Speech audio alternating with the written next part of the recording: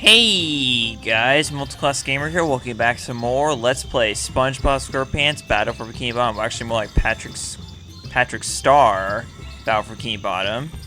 And yeah, actually, I can see why they named it SpongeBob SquarePants, not Patrick Star or any other characters. Oh look, Patrick's pants fell down. He had to pull them up. Oh god, Patrick, you never cease to entertain the audience. You just never do. Not even video games. Alright, so yeah, welcome back to more Let's Play Battle for Bikini Bottom. In the last episode, we, had sort of an interesting introduction to the Kelp Forest. Well, actually, I wouldn't say interesting because nothing really special happened. We just got the first golden spatula of this first area out of 4 in the Kelp Forest. And we also got a couple of Patrick socks, but I believe there's at least 1 or 2 left in this area, so we're going to get those real quick, and you'll actually be getting those as Patrick, so that's why I switched to Patrick at the end of the episode. So, first things first, you want to head over here, drop down to where this freezy fruit is, and freeze the lake. And this will allow you to access that sock over there. Hooray! Don't you just love accessing missing socks? Because I do. Oh look, only 1 more sock, and then we can have people giggling, you know, in the audience and, you know, in the comments going, ha ha, you have 69 socks, that's funny, MCG. Actually, I'm pretty sure people will be giggling more once they get 69 golden spatulas.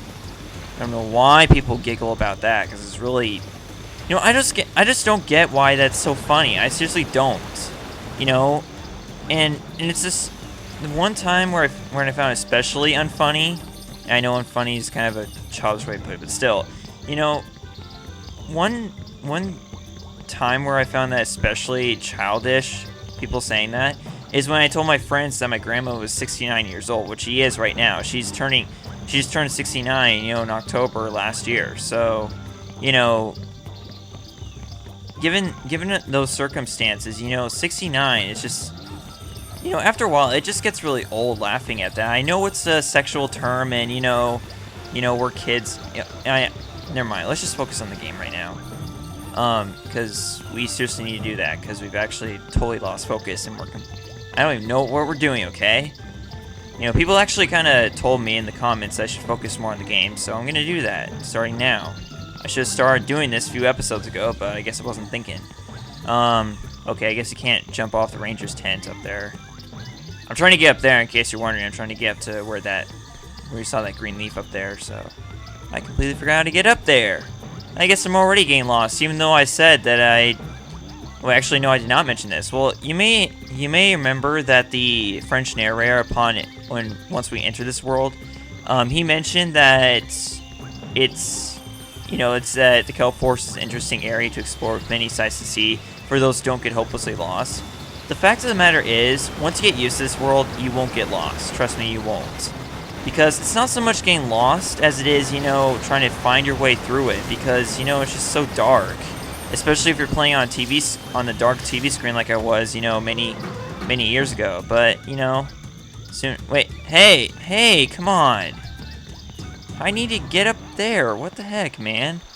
Why do you gotta do that like that? I don't know what I was getting at there. Oh, wait. Duh. Take these leaves. Dude, what were you thinking? You could have just done this. Yeah, there you go. They lead you right to where you're trying to go. Oh, my God, dude. Seriously? Oh, my God. I don't know what I was thinking about. Sorry about that loud noise. There's an ATV outside, apparently. Whatever you call those things, quads, I don't know. I don't really pay attention to that stuff, yeah. Yeah, there was just an ATV that went driving by outside, so sorry about that. That's what it was, in case you guys were wondering what that loud noise was, which kind of interrupted my commentary there, so sorry about that. But yes, here you're going to be doing some of this kind of thing where you have to, you know, go as fast as you can with the watermelons and, you know, take them as far as you can in order to get them to, like, some buttons or whatever to make stuff happen. I think this eventually either leads to a sock or a missing camper. Obviously, missing camper would be more important.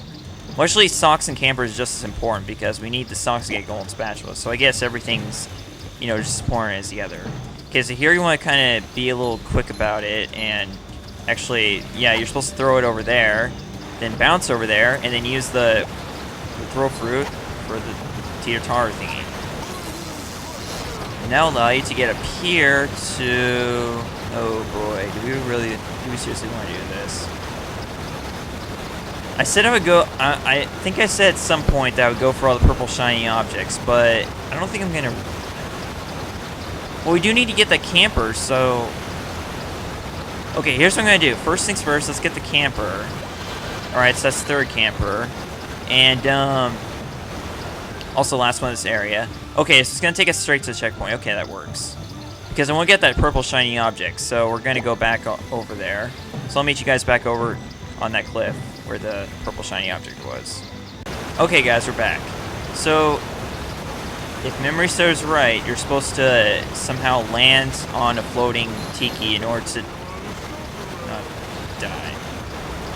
Well, whatever. I still got the purple shiny object, so I don't care. I don't care if I die. I don't care if that was an epic fail on my part. I got it, and that's all that matters, okay? So sue me. Okay. I think that's it for the first area of the Kelp Forest. Let's head on into the second area, where the hell, the real hell, shall officially begin. Here it is, the Kelp Swamp. Alright. So, there's gonna be two things about this area you're not gonna like. And, first one being, is the moment you enter, you will see something like this. You see all these yellow leaves? Well, actually, you don't really see much of it here, but still. You're gonna be doing a lot of bouncing on these yellow leaves. Yeah, see down there. Yeah, you're gonna see crap like that, where you have to bounce between yellow leaves and not fall into the swamp. Yeah, and if that's bad enough, wait till you see the primary mission of this area. Just talk to Mr. Krabs, find out what it is. Hi, Mr. Krabs. What are you doing here? Ahoy, Patrick! I'm trying to return 3 stone tikis to this pedestal so I can get to the kelp cave across that bridge. There could be customers in there. I saw 3 tikis scattered around this area, but me old brain couldn't figure out how to get them back up here. Okay. Alright. Can I try? Sure, why not? I need a good laugh. There's a golden spatula up there for you if you succeed. Oh boy, Mr. Krabs. I'll see what I can do. Okay, so yeah, you have to get 3 stone tikis over to this area and get them onto these pedestals right here. Thankfully, they put the first one right here, right next to Mr. Krabs. So, you know, it's not so bad, the first one, but the other 2, not so much. They're another story. So here's a teleport box right here. This will help, this will kind of be somewhat handy later on, but for now, it doesn't really serve a purpose, obviously, until we find the second teleport box. But yes, this is where that annoying platforming that I mentioned earlier shall begin. Now, here's what's most annoying about this mission, actually, about the stone tiki mission. You have to get all three of the stone tikis to these platforms without dying once. Because the thing is that if you die, the stone tikis will instantly reset back to the area they were. That's what these buttons are for, is if you press them, you can reset the stone tiki. In fact, I'll demonstrate right now, since it's just the first tiki, and it's obviously really close to this, you know, pedestal, so it doesn't matter. So yeah, it's basically what those buttons do. So once you see one of those buttons in one of those stone tikis, then you know it's the one that you're looking for. Okay, so begin by bouncing over here, over to these 2 thunder tikis, and this annoying robot right here, who just happened to hit us with its laser. You know, firing its laser at us. Okay, that wasn't as cool as if there was more of those robots. But oh crap! I forgot. I was supposed to use them to kill that Sleepy Time robot. Now we might actually die if we try to. Well, let's see what happens. Okay, because I'm thinking maybe if I just body slam on, maybe I'll kill him instantly. This is kind of risky though. Oh, okay, I did. All right. So, I guess I got lucky there. I don't know. I'm just gonna ignore that tiki because obviously obviously you can't kill him as Patrick because even if you tiptoe as Patrick, it doesn't work. Same goes for Sandy. And there's another jerk move right there. Look at this. They have a jellyfish right there. So that jellyfish could actually hurt you and cause you to fall into the goo. And that's another problem with this area. But anyways, we finally made it past this swamp. Well, sort of. Not exactly. There's gonna be more of it later. But anyways, up here is the second stone tiki. However, you cannot get this stone tiki to its pedestal until way later because, well, you got this leaf they can bounce on while holding a stone tiki, but you cannot bounce to anywhere right now. At least not right now. You need to double jump to make it over to that ledge over there. So, basically, you have to wait until later to get this stone tiki to its pedestal. Basically, is what I'm saying. So it means we'll be backtracking to it later. But anyways, down here we have just a little mini mission right here to get a golden spatula. And what you have to do is you have to hit this button and then quickly freeze the swamp so you can get to this golden spatula over here. Very simple mission, and they give you plenty of time to get to it. But other than the pressure of 2 time limits, because look at that, we got a time limit of the the goo what am I trying to say? Thawing out, and also the chance of not getting the golden spatula. But we did anyway, so it doesn't matter. Hey, look, 60 golden spatulas means we're passing now. So we can end the game off right here. With a passing grade. But I'm not gonna do that because I know you guys want me to put the the most effort possible into this game. And that's what I'm gonna do. I'm gonna wait until I have until I'm acing this game, until I have 100%. That's what I like to do when doing my LPs, my little LPs. Okay. Enough of your stupid self thingy-mabobber. I don't know where I was going with that.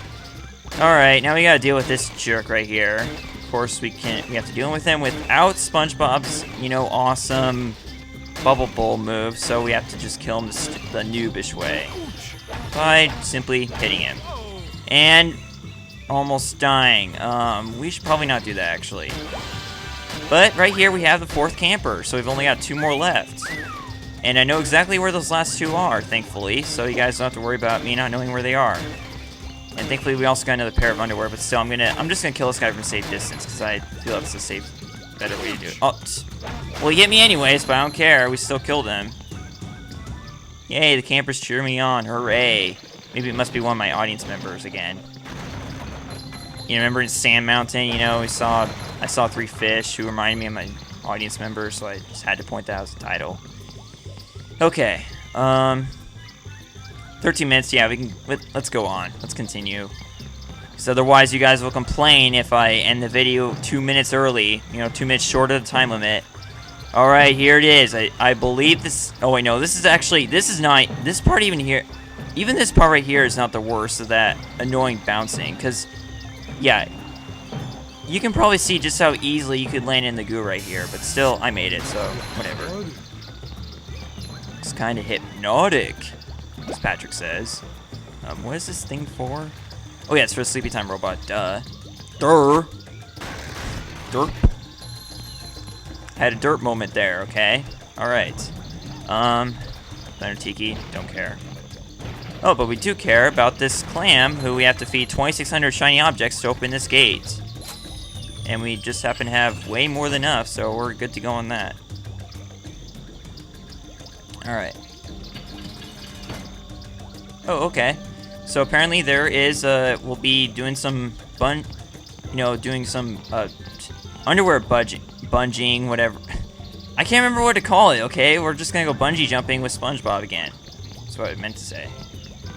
And here's the 5th camper. And the last one will be in the next area of the Kelp Forest, so... Wow, looks like searching for the kelp... why did I say searching for... Oh my god, dude. Searching for the campers is not as hard as we thought it was gonna be. I already know it wasn't gonna be that hard in the first place because I've been playing this game for 10 years. Duh. What were you thinking, man? Okay, we can't stay on these rocks. Well, whatever. Screw you. I'm gonna... Well, we know it's probably not the best idea. But, oh god. I almost fell in the goo right there. I would have felt really stupid right there if that actually happened. Okay, let's try a safer way. Let's actually bounce up there. What do you say? Because safety's always first, so yeah, there we go. We still almost died, but who cares? Please tell me it's... Thank you. Okay. Jeez, I thought that was actually gonna, hit me and then cause me to fall in the goo. That would suck tremendously. You know, because then I have to backtrack to get that first stone tiki, and then, yeah. Well, actually, you know what? I don't think we should have to backtrack for the first stone tiki, because, you know, it's the first one. It's right next to Mr. Krabs, so it doesn't matter. It's the second and third one that we have to worry about, you know, backtracking for, so, you know. Alright, so, right here where the G-Love robot just was, actually it was right up there, but still, right here, we have a button, okay? And once you press this button, that's when you're ready to get that second stone tiki that we saw over to his pedestal. Because this will cause another leaf to rise up so that you can bounce your way back to the second pedestal. So that takes care of that one. And just one more thing over here. Is one of Patrick's missing socks. Right here over on this hidden ledge right here. It's just barely hidden, I guess. Well, not barely, but still fairly hidden. Alright, now we can have the comments down the section, you know, giggling and laughing at the number socks I have, blah blah blah. Oh my god, you people. Sometimes I swear people just, I don't know. You know, I don't know what to say, because, you know, I do it too sometimes, I will admit, but still. You know, I guess just a teenager thing, I guess, I don't know. You know, I don't know. Well, actually, it's more like a preteen thing, so actually it'd be kind of childish for me to do it, you know, if I was to react like that. But I don't anymore, so, yeah. Oh, shoot. Oh, boy, we're up to 17 minutes. We should probably end off the episode there, okay? Well, that's gonna be it for today's episode. So, I'm Multiclass Gamer signing out. Thanks for watching episode 31 of Let's Play Battle for Key Bomb. In the next episode, we definitely will finish off the second area of the Kelp Forest and head off to the third area. Which actually, as I mentioned before, actually no, I did not mention before, but the third area of the Kelp Forest is actually my favorite area of the game. Sorry. So yeah, the third area of the Kelp Forest is actually my favorite area of the Kelp Forest, and I'll tell you guys why once we get there. But we're gonna end things off here, okay? So see you guys in the next episode. Thank you for watching. Goodbye.